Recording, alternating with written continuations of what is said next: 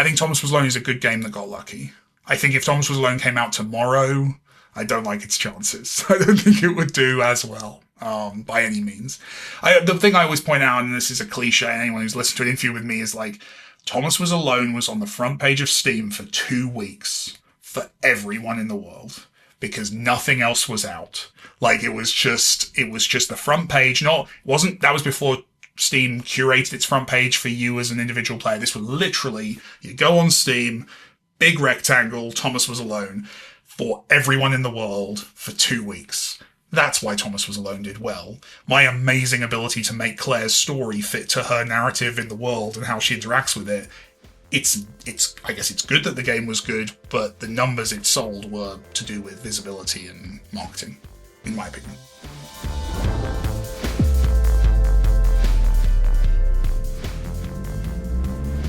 My name is Bryant Francis. I'm a senior editor at Game Developer. Today, I'm here to announce that I will be taking over as host of the Game Developer Podcast. First off, a huge thank you to Editor-in-Chief Danielle Rendo for all her previous hosting work. Don't worry, we'll have her back on the show here and there to talk about games like Blueprints and, Into the Breach. The game development community is in a strange spot in 2025. Consumer spending on games has dipped, and the layoffs and studio closures that are taking place are tearing part of our business into pieces. We'll be hitting a lot of topics on the podcast this year, like creative inspirations, labor issues, business management, and good old-fashioned technical elements of game design. But we also know that the challenging state of everything going on in the world will be looming over us. Whatever we're discussing, we at Game Developer want to be a vibrant lighthouse helping you stay afloat in these trying times. Today, we're talking to game designer and studio founder Mike Bithell. If you're newer to the industry, you may not remember that Mike is the man behind the 2012 game Thomas Was Alone. It's a seminal game from the early days of the modern indie game era, and an oft-referenced example of the kind of game you can make as a creative solo developer just by using rectangles. Today, Mike is the CEO and founder of Bithell Games, which is about to release TRON Catalyst, published by Big Fan Games and Devolver Digital. In some ways, it's a very different game than Thomas Was Alone, but there are remarkable similarities too, even 13 years later. We're catching up with Mike to talk about his journey, what he's learned building a proper game studio, and his observations about the state of game development, especially when it comes to leadership. Should be a fun one. Hey, Mike, welcome to the show. Hello, how you doing? It's so good to have you here. It's crazy. I didn't play Thomas Was Alone in 2012. It might have been 2013 when I played it, but it's still crazy that over 10 years later, I get to be talking to people who make really cool video games I played, all that time ago. So thank you for joining us today. Oh, I'm very happy to be here. That's a very nice way of saying hello. Yeah, it has been a while. Someone sent me a message today that it's been 10 years since we announced the follow-up to Thomas Was Alone. It just makes me feel incredibly old, beyond belief. But yeah, it's been a good run. We are all turning into dust. That's true. Mike, you have a game coming out this week. I think we're just a few days away. Depending on when whenever this comes out. Yeah, it's yeah. Tell us about TRON Catalyst a little bit. Like, what are you excited about with TRON Catalyst? I'm excited about a lot of things with TRON Catalyst. It's a big deal for us. Like, it's so it's out on the 17th on everything basically. But yeah, it's definitely our biggest game. I'd say it's probably our most ambitious thing as well. So obviously it's TRON, which is, this very storied, cool franchise that's 43 years old now. So that's going well. So it's actually older than me. But yeah, it's fun to be playing with those toys.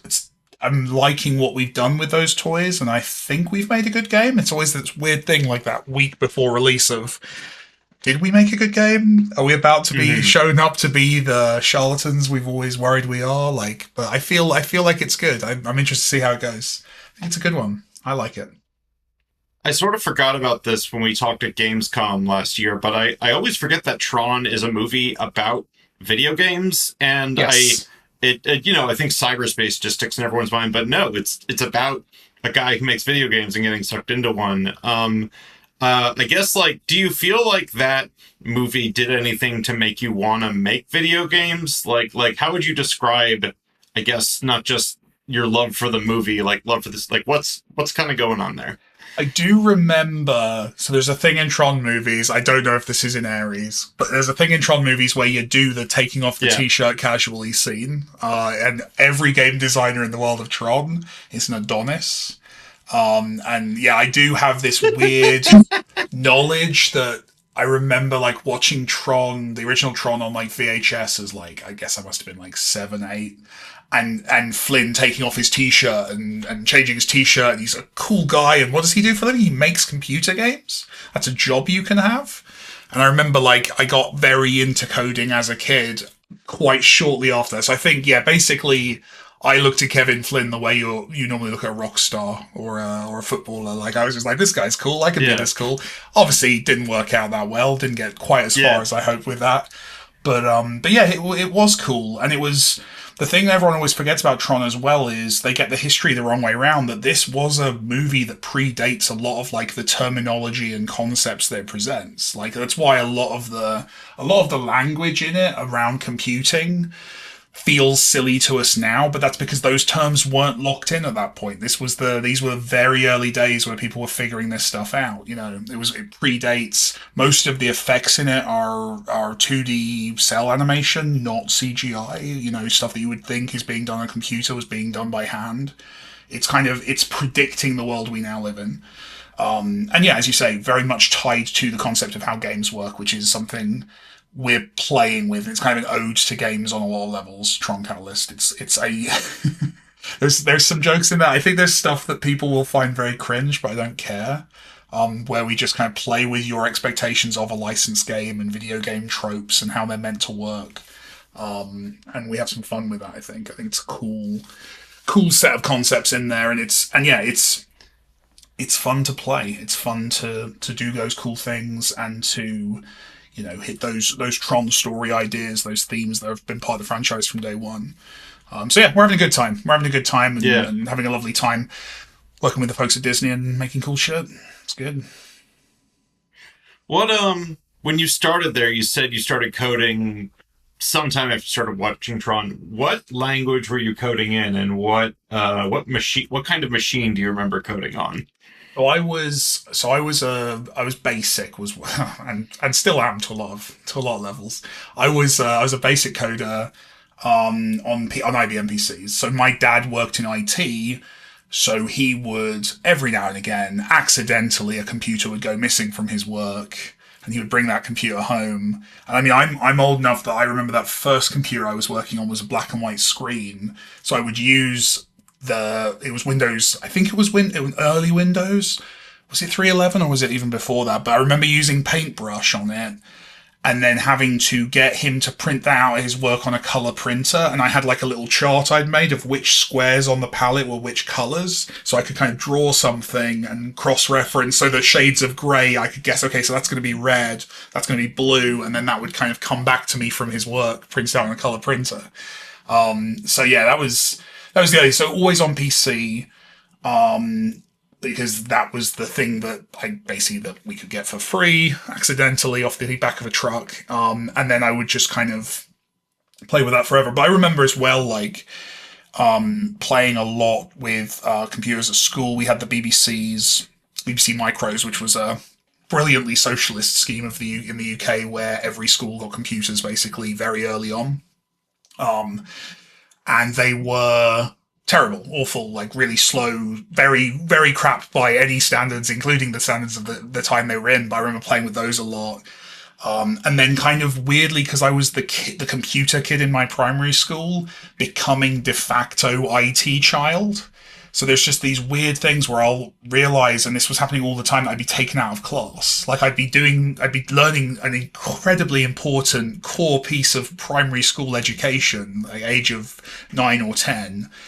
And I would just be taken out of class because a teacher needed help typing something up, or the computer wasn't booting properly.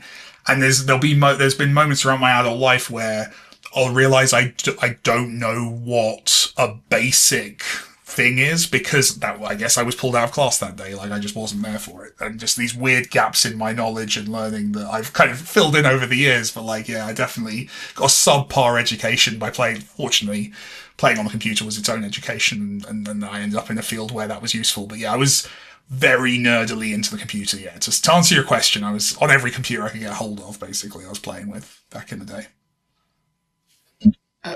Absolutely. I mean, there's the classic, like, key tech founders like Steve Jobs, Bill Gates, yada, yada, like getting early time with computers thanks to, I very much put family myself in the same proximity to them. category as those two guys. Very much like Steve Jobs, Yeah. Bill Gates, Mike Bithell. Yeah, Yeah. that's how I see it. Yeah. You're absolutely right. Thank you for making that very Yeah, common no, but I don't analogy know, for me. I that's appreciate a that. it's a common, like, quiet indicator of, how people evolve. But there's also, like, there's probably a lot of game designers, right, like you, right? There's probably a lot of people in games who were, who were there at the dawn of an era, not in a, like, foundational, like, they were the gods, of the old days era, but just like, you're a kid, technology is changing and you're at the right age to start learning. So, games and the explosion of games after that, and weirdly, it mirrors Tron. It's part of. It feels like it's part of your oeuvre a little bit. It's just an interesting time to have been growing up and be a young person, just sort of going, yeah, this is natural to me. And a massive privilege to have access to computers at that age. Obviously, one that was born out of petty theft. I think the statute of limitations will be up now. I think that's okay. Yeah, it was I was lucky to be there. I think another thing that is a definite cultural difference, that I encounter a lot with, like, talking to Americans, is in the UK the computer was king, and in America the console was king. So you talk to a lot of my age of indie, basically, they were playing Nintendo games and wishing they could make them. And in the UK, I was playing awful broken PC games and having to go into the root in order to bug fix something so the thing would load. And it's a very different, and both lead to interesting outcomes, but I feel like if you look at, like, the British indie games versus the American indie games, that kind of route into it, I think, often kind of shows quite clearly in the kinds of games that are made in those two groups of people. It's an interesting kind of cultural difference. Yeah. Speaking of spending too much time in and around computers, I was not only just remembering my time with Thomas Was Alone back in the day, but quickly doubling back and looking at some stuff around it.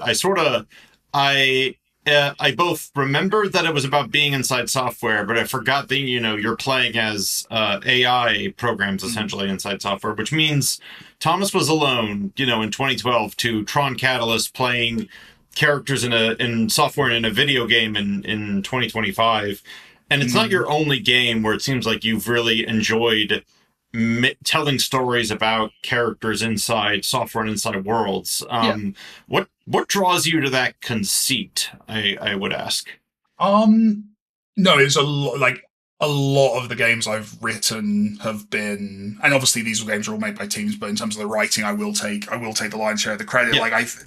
They are often about robots and computers, and I think it's probably kind of obvious, like, that there's definitely, like, some neurodivergence built into that. It's a way of me talking about how I think brains work and how my brain works, and kind of talking a little bit about those kind of subjects. There's definitely a layer of that. I think it's a cheap sci-fi trick of, hey, write about robots, write about aliens, write about anything except your feelings, basically, or the life you've led, or the situations that have inspired this. But I also think what's interesting about the idea of, like, a robot or an outsider or an alien or any of those things is it's a really good way of introducing and explaining a world. Like, there's a reason so much genre fiction is about, like, detectives, because it's a character who can ask questions, right? And I think there's a part of that as well. I'm very interested in exploring worlds and philosophies and politics and kind of introducing a player to that. A good way of doing that is to create, a scenario where characters are asking a lot of questions or are naturally inquisitive or don't quite get something. And then I guess finally there's a little bit of humor in that and comedy. Like, oh shit, I just went HD, there you go. I think there's a lot of room for, like, as a kid who grew up like reading a lot of Douglas Adams and Terry Pratchett, there's a lot of room in those kind of characters to kind of point a finger at the absurdity of people and humans, and I think have fun with that as well. So honestly, it's kind of a crutch, I'd say. I think it's something I lean on quite a lot, and I think it's going quite well. So I'm probably going to keep leaning on that crutch. But yeah, it's definitely a through line in all my stuff, I think. Yeah.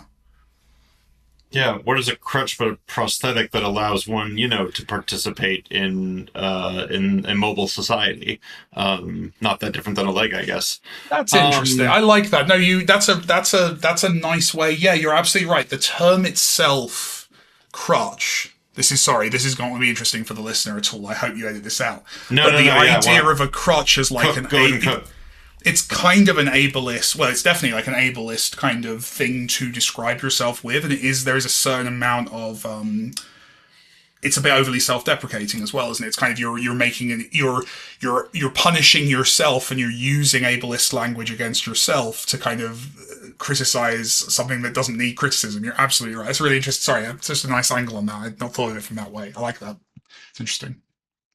Yeah, I'll never say the word crutch again. That's really interesting. Well, I mean, you can use it to describe a physical crutch, I'm sure. But no, yeah, I mean, I think when you're talking about I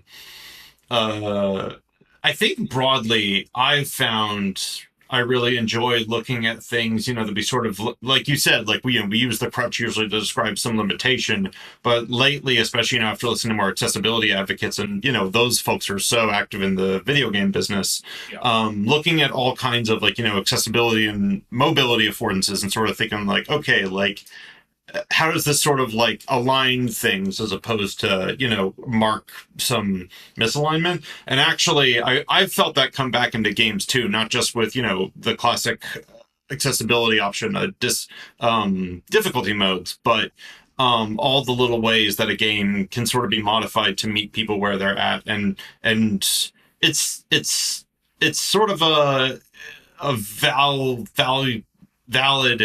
reframing to take, even when you're not just thinking about it goes bigger than I guess advocacy is, I think, where I'm taking when I start thinking about the problem. For me, it's a really, you're absolutely right. There's the advocacy element of it. Games are for everyone, all of that stuff. But I think it's a fascinating vector for the maturation of the medium as well, because I mean, design in general, just across the board, is meant to be, or in part is, by definition, about putting a handle on something, making something more accessible, making something more useful, making something more, as you say, meeting the consumer where they are. That's, if you're designing a website, you're not trying to build challenge into the website. You're trying to get people through to the thing you want them to get to as quickly as possible.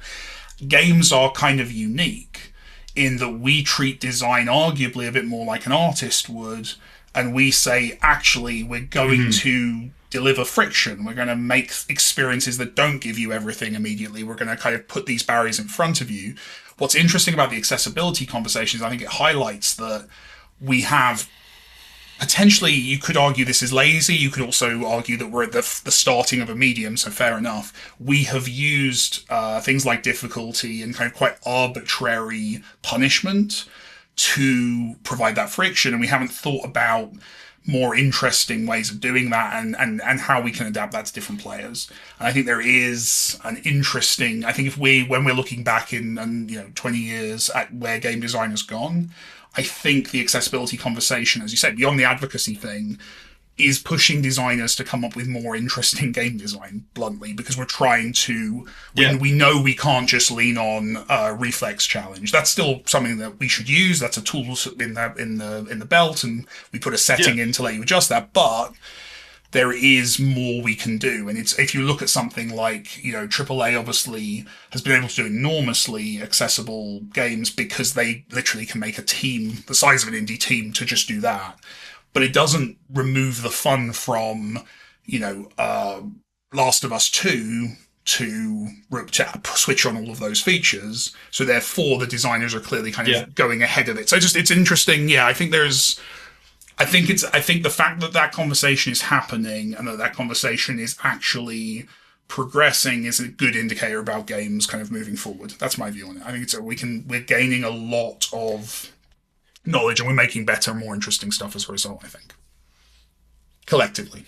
Yeah, it's actually like I just realized this midway through the conversation was that in Thomas Was Alone, and I promise not just to harp on this game or for our whole chat, but one of the characters, is it Claire? I think is one of the characters like has to reckon with how her size mismatches the environment that they're in, and it's something that you like even explored a little back then, sort of inadvertently, and with a cube and the size of a cube not being real per se, but even that was kind of a little gameplay like exploration of the concept, and to lean on what I've heard so many folks say about Thomas Was Alone, fairly or in a context that I'd love to dig into in a second, is this is how you can express a lot of interesting ideas and still have fun in a digital form. I believe it was Claire. I may have the name wrong.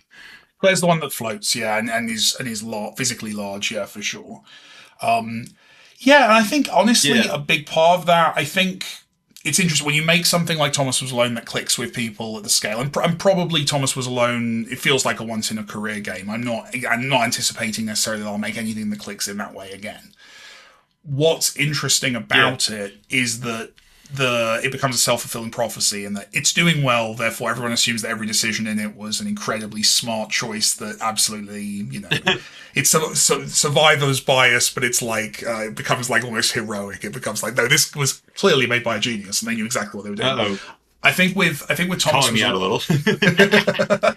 I think with Thomas Was Alone, like, for me, the stuff you just described there, that's just good writing from my perspective. Like, in the sense that, and Thomas Was Alone was the first thing I wrote, so I'm going to be nice to that kid who made that game because he was doing quite well. It's writing that flows from gameplay. And I think in game context, that's a very good... There are lots of ways to do it. I'm not saying there's one right way or one wrong way, but one very good way of doing writing for games is to look at what the verbs the player is doing are, look at the action that takes place, look at what's going on in the world, and then extrapolate out from that. What does that mean? What are the story opportunities? What's the dramatic irony I can pull out of this? What's the opportunities story-wise? And I used to do a talk. It was my talk I did when I had nothing of value to say about what I was working on. Like when I was working on stuff that was secret, I had a solid 20 minutes on Die Hard being the best video game narrative ever written. Because Die Hard, and action movies by extension, but Die Hard specifically, every story moment there is propelling or explaining action. It's all designed around this concept of getting you to the next cool action scene, or tying together something that happened in the action to have more meaning.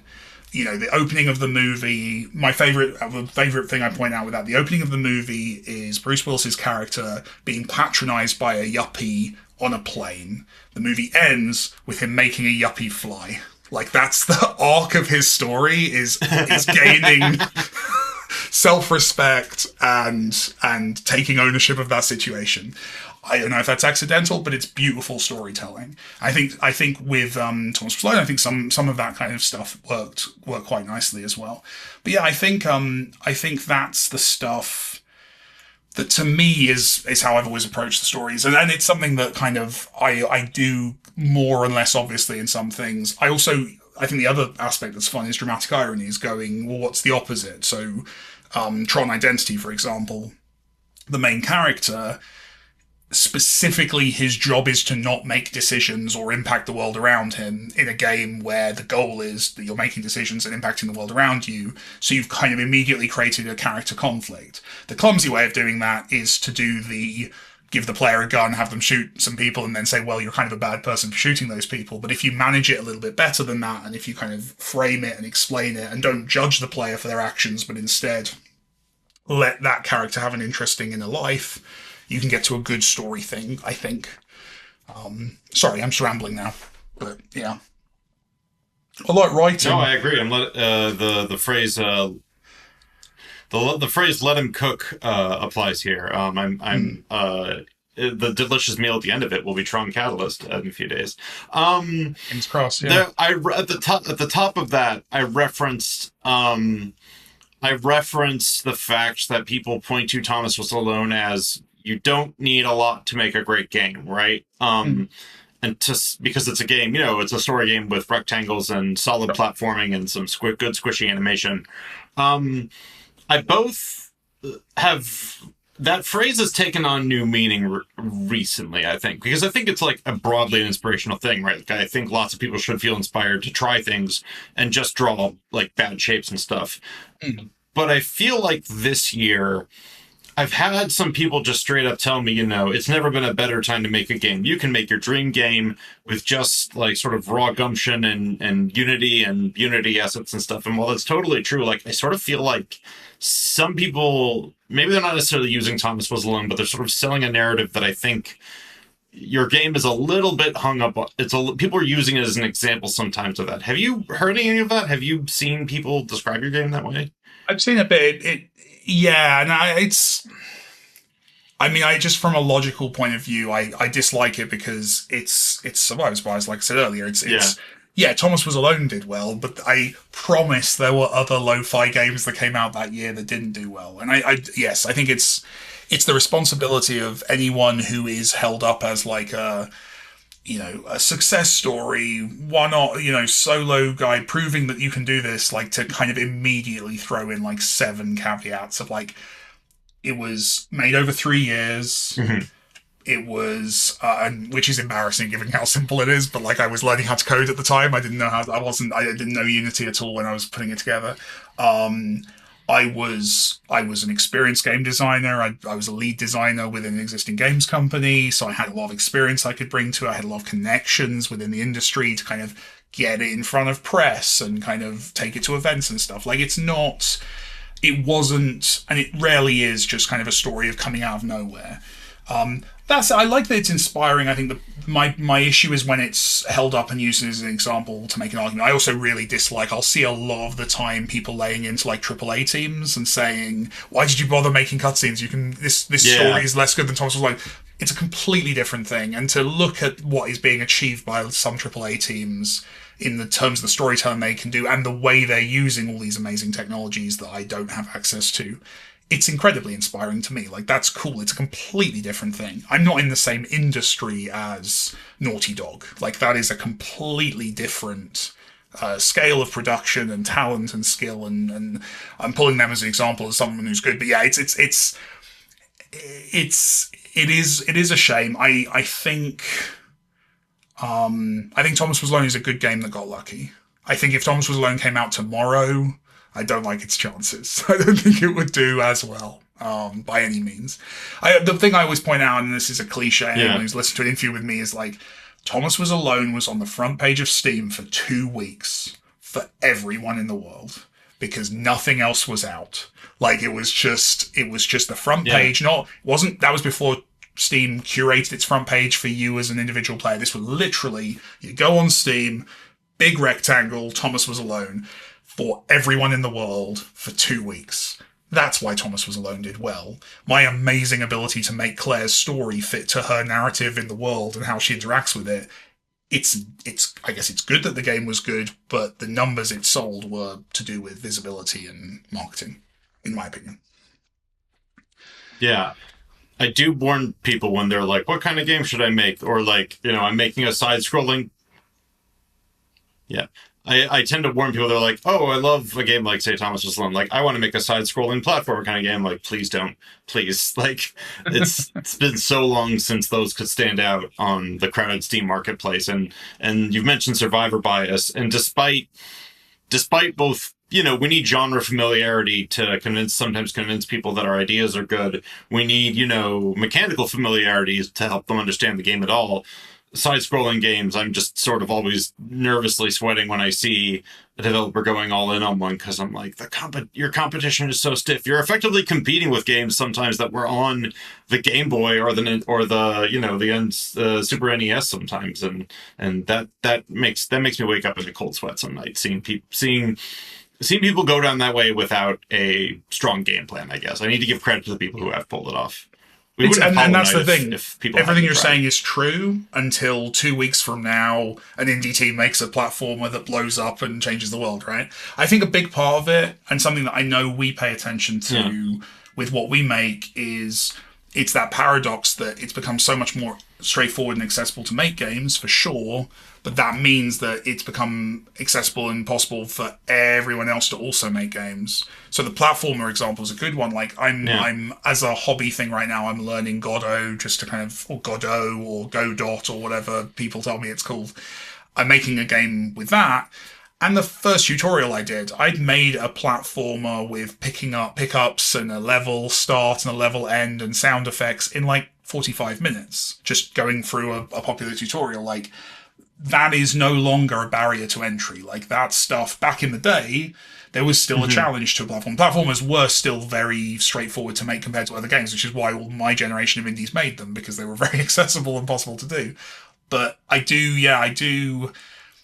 think you need to be very careful about making games that are very easily duplicable.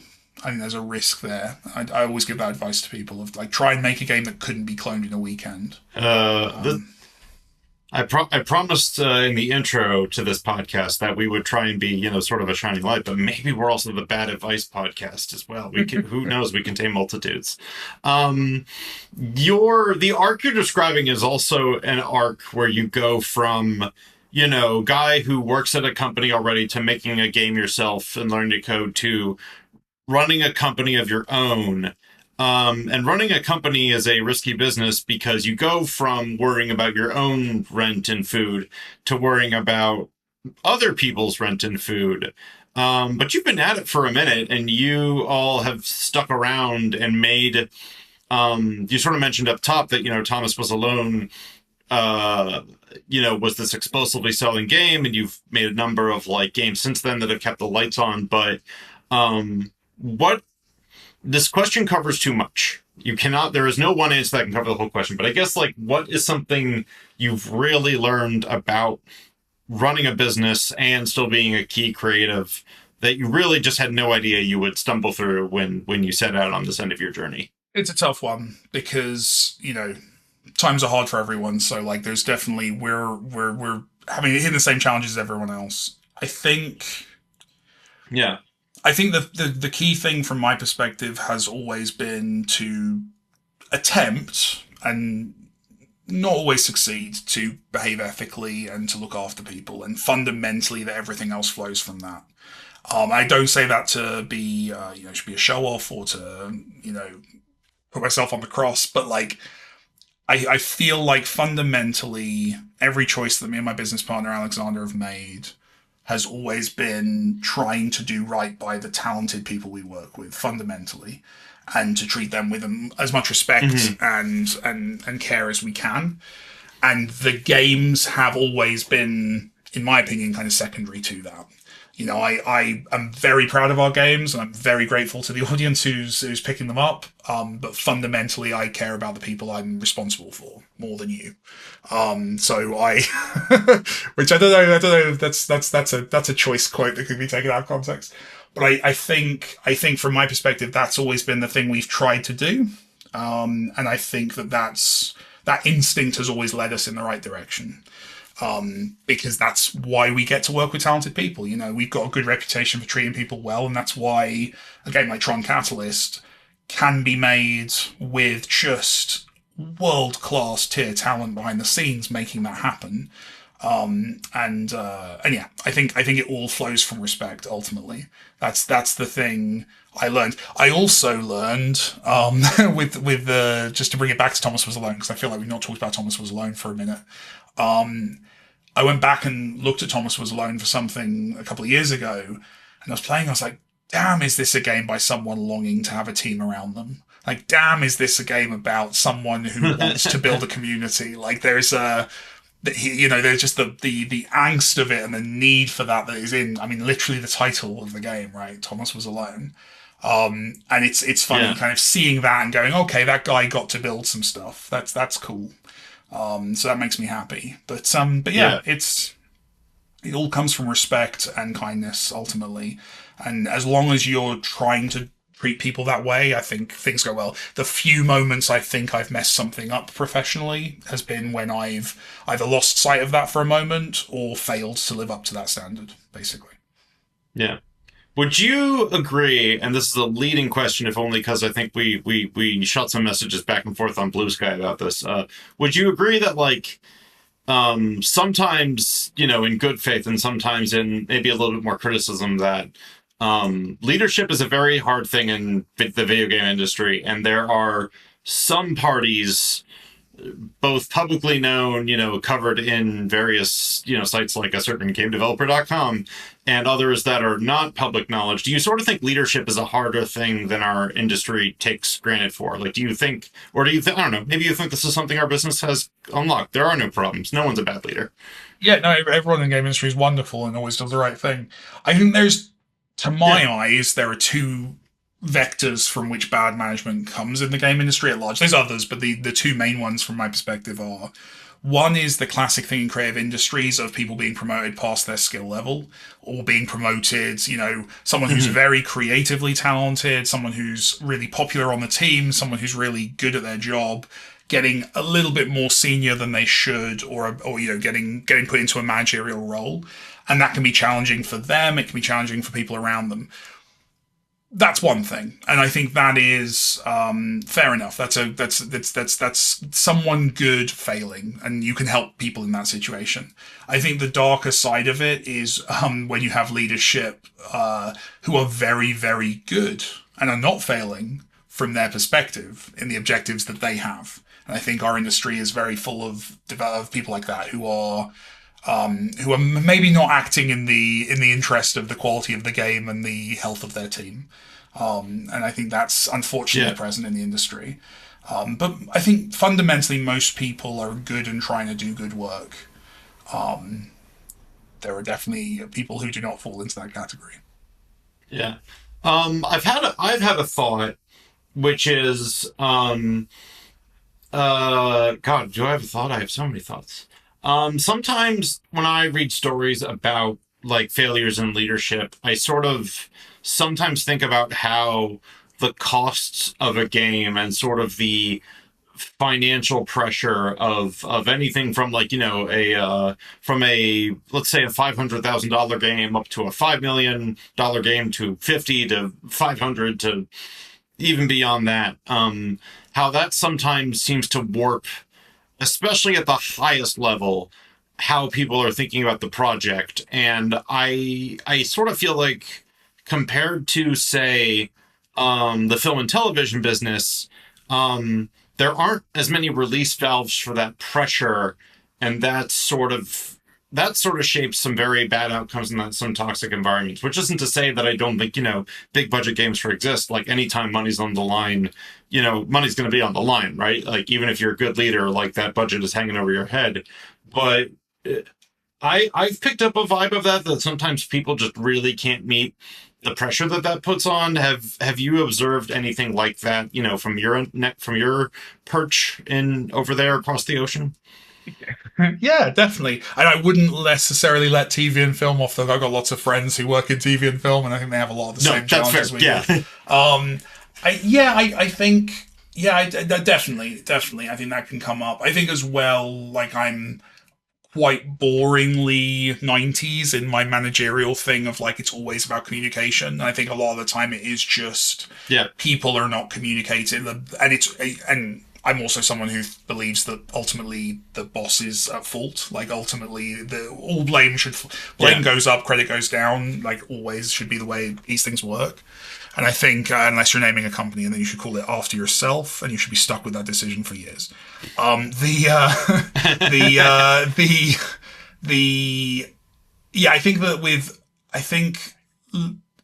think bad leaders get scared in those moments, and to be fair, like we are, maybe I sound a little like I'm pandering, but they're human as well. And there's definitely been moments where, I think it's fair. Yeah. You get stressed, you get angry like anyone else. being a grown-up is not bringing that and making it everyone else's problem. But everyone's walked into the office a bit pissed off one day. Like, that definitely happens. I think as well, like, obviously there's a difference between struggling with pressures and being a creep. And there's a lot of those kind of people as well in our industry, and they should all fuck off. But yeah, it's a tricky one, man. And I've been very lucky in my career that I've not really experienced that level of toxicity that you're talking about. I've worked for some very good people, and I like to think that I've created a decent environment myself. So I've not been around it, so I don't feel super comfortable kind of commenting on it. But it's people are flawed, and fundamentally process can improve that, structure can improve that, which is something that the game industry obviously often fails at, because there is and this is true of all tech industry, there is an arrogance to us that we think we're inventing everything for the first time. We think that there's no way that I should read a management book, because they don't understand what games are. That's not going to work. So I think there's that. That's a flaw we all have, I think, for sure. Yeah. Yeah, which, if anything, then you've only entered a new challenge, which is, it's some of the fields being, so subjective, so human, so, like, maybe you can pin this down on psychology. A management book, for instance, you might go find a great management book, but I couldn't name any of those off the top of my head. But also, you walk through an airport and you will find a horde of not great management books that are all kind of repeating each other, and it's no one. Sometimes that can be held up as a prop of, well, I just, I read this book, it said to do this, and it's like, oh no, like, that's another way maybe to repeat mistakes while still thinking, you're the first to invent something, I guess, in a weird way. For sure. The and then the kind of the rising culture of kind of the kind of grit businessman kind of culture that kind of exists online and all that stuff as well. There's a good podcast I listen to called If Books Could Kill, and they have something they call the one book theory. Yeah. Basically every trashy book in the airport is the exact same book, just in a slightly different wrapper. I quite like that. Yeah. Yeah, shout out to a non-video game podcast, If Books Could Kill. I also really like that podcast. Exactly. It's a good show. Yeah. It's a really good show. Yeah. Yeah. Kind of the other, you are you're running a small company here, so I don't want to, make apples and oranges comparison, but you are a company leader who still, not only has experience making the product that your company sells, but also you still yourself are down in the weeds making the dang game. And I don't think I say that to say every company should, the CEO or whatever should be on the team. I think good companies can run if the CEO is off doing CEO things and letting, the creative leads lead the game. But I've had an observation that another leadership crisis we're sort of facing is that you have people with a lot of authority and have a lot of key agency on projects who just don't know who don't even know the first concept about rigging a model or stringing nodes together. Not that I have intense knowledge of those, from my relatively tiny contributions to game development. Not that I haven't, I couldn't claim to know those things either, but sometimes I see, when I listen to commentary from some folks, I'm sort of like, wait, do you know how any of this works? Especially with generative AI. I'm going to avoid the generative AI rant today, but I sort of feel like now more than ever, this is a contrast. I guess, I don't know, I need to find the question mark at the end of this, but you are someone with your hands still in it. I guess, what do you sort of feel you get out of that by being someone still working on the game instead of just sitting back and telling a bunch of creatives what to do? Well, I love it, obviously. I love, that's what I enjoy. I literally have taken a break from doing some side coding to talk to you. I'm definitely, my hobby is making games as well as my job. I definitely love doing that. Mm-hmm. And I'd never rigged a character. When you said, don't know how to rig a character, I had a moment of, I don't know how to rig a character. And I did. I rigged some characters for Identity, so I finally did some rigging, so I feel like I can speak with authority about the entire animation workflow at this point. I think if you did a survey of my team, I think if we pulled my entire team onto this call right now and told them that they could answer anonymously and Mike's feelings wouldn't be hurt, I think there's people on the team who would be like, it's awesome that Mike gets it and is around and wants to talk about stuff. I think there's also people who would rather I was a little bit, out of their way a little bit. I definitely think that comes with its own kind of challenges of a big part of my job is knowing when to shut the fuck up and let them get on with it, like to know when to kind of step back from a problem. Because I'm not the most useful person. But I do think games, and this is true of a lot of professions, but I think it's very, very true of video games. It is a field where everyone in the room, especially on a team as small as mine, which is about 15 core members, like, you are in a room of experts. There are probably only one or two people within each specific kind of expertise. You have to trust their knowledge and be guided by it. It would be impossible for me to know, yes, I can make a game about rectangles jumping around, but I certainly can't make TRON Catalyst. So there's a degree of trust and respect for each of those individuals to know better than me what to do, and then to listen to them when they tell me. And there's processes you can do. I've got an amazing producer, Emma, who kind of handles an incredibly bottom-up kind of a structural process for like task setting and stuff, where our team really does define kind of what a job is and how a job works through the system. But I think ultimately that's it. You kind of want that balance of enough expertise that you can understand what people are saying to an extent, like you can get 80%, 75% of it, and that you can make a decisive decision when one needs to be made. But you also do need to, understand that you're ignorant of literally most of what is being talked about in the room. And the people I've seen who I aspire towards and kind of respect are the people who get that balance and ride that line very carefully.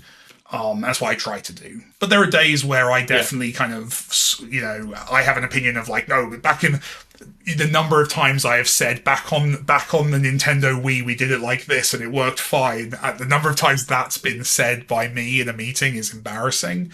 So I don't think I get it right every time, but I think it's something to aspire to for sure. And I think it's fine to not know. I think it's fine to be someone in a leadership position who doesn't have any technical knowledge. But if you are that person, you have to respect what everyone around you is telling you. And that's challenging because sometimes people will be wrong, and you can definitely fall into traps being completely swinging in that direction as well. So yes, I like knowing how to make games. That's useful to me and it means that I can do my job better. But I've definitely seen really good directors who would not know how to write a line of code. I think that's absolutely fine. But harder to get into the job of director without knowing those skills, I guess. Yeah, sorry, on. No, you mentioned Emma a second ago, and you've also, been good to shout out your co-founder, Alexander Slawinski. Yes. Is there anyone else who worked on TRON Catalyst who you'd really like to shout out to, and what do you think they did really well in their role? I don't know. I just want to hear you. I like it hearing devs talking up their collaborators. I will do the whole roll call if you'll let me. It's an amazing team. Go for it. So Dan Lasak's a fun one. So Dan did the music for the game. Dan did the music for Subsurface Circular, Quarantine Circular, Arc Smith, TRON Identity, TRON Catalyst. There's probably another one I'm forgetting, but he's done a bunch of our games. But Dan Lasak is someone who I was obsessed with as a teenager because him and Scroobius Pip did a couple of records that I've absolutely loved as a teenager. So I'm always a bit fanboy around Dan because he's a rock star to me and he's done an amazing job. He's made a soundtrack. I think the Catalyst soundtrack is amazing. It's amazing because it's not trying to be Daft Punk. It's TRON, but it's its own thing, and I think that's exactly where I wanted that. So he's done an amazing job. Caitlin, who does a bunch of our trailers and marketing. Often the people doing that don't get shouted out, but she's done an amazing job. I'm going to just go through alphabetical order because I have my Slack here. I'm just going to go through everyone because you've given me that opportunity and I'm going to take it because I so rarely do get asked that question, so I'm taking it. Ben's my producer, so Ben and me go way back. Ben Andak. He basically handles our external relationships as a studio. So he's talking to the publisher, he's talking to Disney, he's getting stuff set up. He's giving me good feedback on how to word emails. He's doing a great job. He's helping my communication as well. He's fantastic. Then we got, who's next on this? Daz Watford. Daz Watford came up with the color palette for Thomas Was Alone. That's how long me and Daz have been working together. He did the color, so he's a concept artist. He did the color palette for Thomas Was Alone, which a lot of people, and that's the thing that really offends me when people talk about Thomas Was Alone, they're like, it's just rectangles with some colors. No, those are beautifully synced up colors with an amazing eye for color theory, and that's all Daz, and he's been on every game since, and he's had a lovely time working on Tron. He's done amazing stuff, and he's actually stepped up and done a bunch of materials work. He's learned shader graph on this project, so he's actually doing assets as well as concept art. He's been amazing. Emma, who I mentioned, they're amazing, just kind of keeping everything running incredibly well, doing a really great job. Farley, associate producer, again, just someone who gets shit done. Hannah is my senior coder. She is incredible. She has built most of the UI stuff. She's done a bunch of stuff to get the game practically running, and just she's worked on everything, but the UI stuff I think is beautiful and stands out lovely. I'm gonna keep going. You're not stopping me. I'm doing it. Jake, I'll let you go. Jake is amazing. Jake's an amazing environment artist.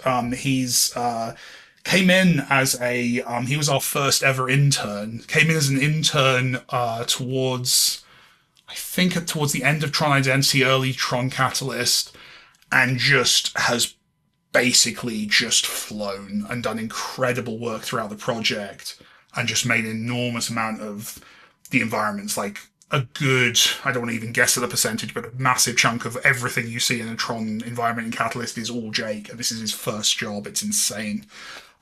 B, who also did environment art, did a fantastic job alongside him, came up with loads of really cool ideas, and is just a really good person who just helped build such cool community on the team. Very good at memes, very good at animated GIFs, all that good stuff that you need on a team to make that work. John, character artist, did all of our characters. All the characters in Tron Catalyst are done by one guy. It's an insane task. That's impossible. That shouldn't be possible. But he did it. He did it incredibly. All the animations on those characters are done by a guy called Rich, who did, again, just fantastic animation, very thoughtful, very expressive, nailing the kind of grounded, heightened nature of Tron, which is a very, very tough needle to thread in terms of how characters move. You don't want it cartoony, they're not superheroes, but they are athletic, but they're athletic to like a heightened degree. So just kind of nailing that exact line, working with Disney, getting their notes, their feedback, bouncing that back and forth. Rich did an incredible job. You've got Julia, who was QA on a bunch of our games. She first worked, I'm going to get this wrong, I think she worked on Volume, so way back when. Amazing QA, then stepped up on this project to being a level designer. So an amazing level design work on this game, brings all that analytical approach that you bring from QA into the design side. She's done a fantastic job. QA was then taken over by Amy, who did an amazing job kind of coordinating that, working with external QA. Obviously, for a game of Catalyst size, we've had lots of really great external teams work with us. QA, Amy has absolutely kind of steered them, basically pointed them towards every mistake the rest of the team has made, and done a brilliant job of it. So that's all been amazing. You've got Sam on the coding team alongside Hannah. He's responsible for lots of things across the game. Came in as a console programmer, but really has an eye and a sense of game feel. So really did a lot of stuff to kind of work with V, who is our kind of our designer most focused on combat and interaction. So her and Sam have kind of worked together to create so much good game feel stuff. It's been amazing watching them work. You've got Darbs. Alex Darby is a legend in the UK dev scene. He has been around since someone first rubbed a 0 against a 1 on a stone tablet. Like, he's amazing. He did our he's very focused on our console porting, on all of those structures and systems. Has done an amazing job. Nick, my art director, again, just pulling everything together consistently and directly, pulling that through, but also then just building some amazing tech. You know, Tron Catalyst looks amazing on the Switch, the old Switch, the Switch 1, the first Switch. It's amazing what we've managed to get out of that little system, and it's all because of that amazing, or in large part because of that amazing kind of technical art mind that Nick brought to it. Chris Randall, sound engineer, sound design, and his team have just done amazing work taking Tron sound effects, all of that stuff, bringing that over. Who else am I forgetting? I'm going to forget someone and it's going to haunt me for the rest of my life. So if you'll excuse me, I'm just going to quickly look at I'm literally going to look at my team thing. Oh, Jen, who did a bunch of our character art. She did an amazing job. Just going to quickly. I'm so you shouldn't have opened this door to me. Let me just double check that there's no one else I want to bring in. Well, I wanted to see how far you could get without needing to do this, but also we don't get a lot of chances for someone to just literally shout out everyone around them. So hey, I've given you the floor for a reason. I've got a few more. So, sure. Bryn and Nat, two amazing level designers who were contractors. They've moved on, but they did an amazing job building out our environments. I didn't list them because they weren't on my big list because they've moved on, but they're amazing. Got an amazing concept art team. Mm-hmm. Simon and Sean did incredible work. A couple of other folks as well, but Simon did incredible work on our architecture and our buildings. Sean is responsible for most of the vehicle designs. So taking that kind of Sid Mead through to Daniel Simon for Legacy, and then kind of taking that and spinning that off and doing our own thing with it. So Sean did an amazing job. And then all the folks at Disney who've supported us, great people inside of on the side of the publisher, folks like Renee and Harris have done an amazing job on that side, kind of doing all of our social stuff and our influencer stuff. It's what I'm going to have forgotten like 7 people, and I'm going to personally apologize to all of them tomorrow. But I've rattled through. I think I hit most of them, and I'm going to be very embarrassed when I realize who I've left off. But yeah, it's an amazing team. Even the people I didn't mention, especially the people I didn't mention. It's such a good team, and they've done amazing work. And I hope Catalyst stands as just an amazing testament to all of their roles. It's very easy being in my position and being out, kind of talking to people and doing all that stuff. You very much become the Warren Spector, creator of Deus Ex, of the situation. Mm-hmm. It's really generous of you to give me the space to just list them all off. I really appreciate that, because they're all superstars. They're all superstars. Yeah. And especially the person I forgot. That person could not have made the game without them. I'm so worried I've done that. I think I have. I can't think of what I've done though. Anyway, all good. Yeah. No, I mean, a thing I feel very strongly about, talking about games at Game Developer is trying to, as widely as possible, like dive in, let every little niche job, sort of remember that they're in there too, because it can be easy on the press side when everyone wants to put their focus messaging forward. They really want to maximize how well their game sells, and we're sort of one of the few spots where I like to say to people, no, we'll be doing a press demo, and I'll go up to people and they'll say, oh no, you saw the bug, I really hope that didn't trigger when you were here because you're press, and I'll go, nah man, I wanted to see that, right? I want to see how your game breaks. It's a shame. I say this actually sort of in praise of the other wonderful folks in games media. It's a shame how hard it is to find space for that, given the number of just amazing things that need to be talked about in games, the number of difficult things too. I don't know. We've if I say I've never had a chance to give anyone time to make that kind of shout out before, so I don't want to gas myself up here too much. But hey, let's try it out and see how it works. Maybe I ask that of everyone. Go through. Dude, make a policy from now on.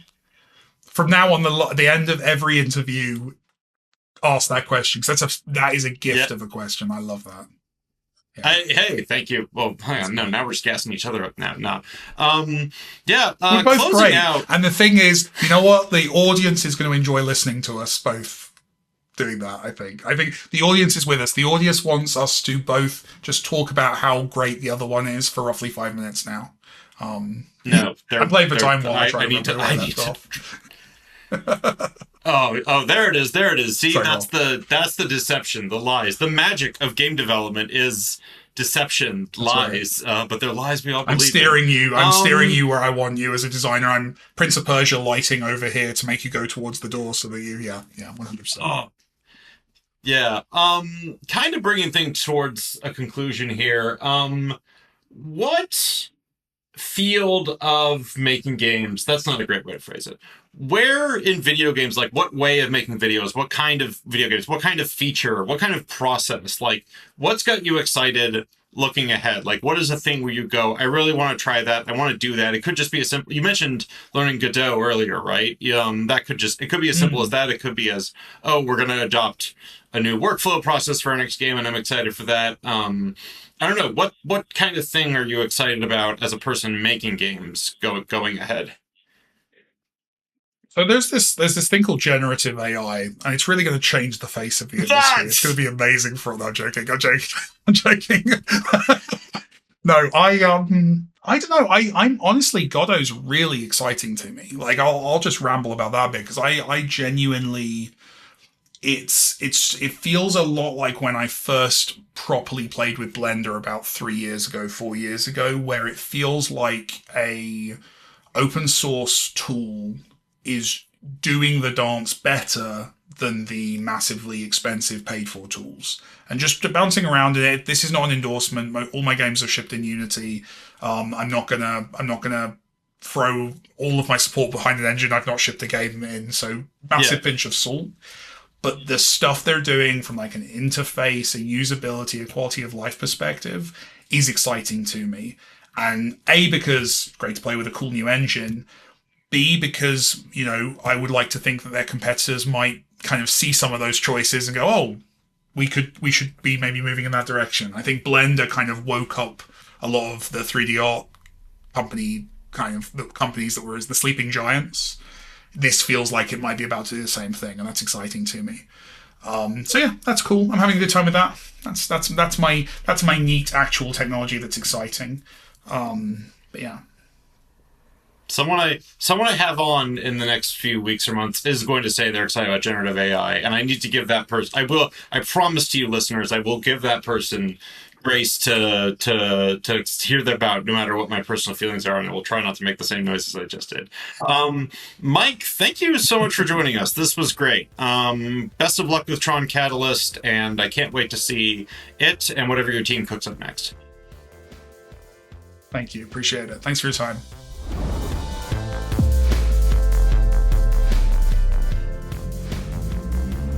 Thanks so much to Mike Bithell for joining us today. You can find him on Blue Sky at mikebithell.bsky.social, and you can find Tron Catalyst on Steam, Xbox, and PlayStation. For more from us at Game Developer, be sure to visit www.gamedeveloper.com, follow us on most major social platforms, and subscribe to this podcast on Spotify, Apple Podcast, or wherever you listen to podcasts. See you next time.